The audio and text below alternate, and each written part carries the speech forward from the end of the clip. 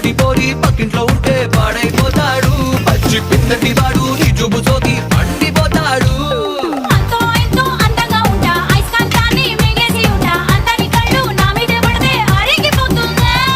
అక్కడ ఇక్కడ ఎవరికంట ఎక్కువ నువ్వు చెప్పవే గుంట. నీకంత సీను సినిమా లేదు తెలుసుకోమన్నా.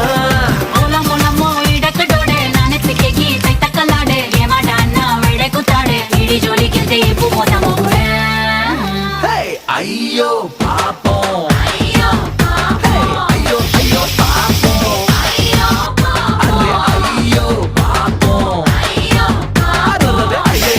పాపం.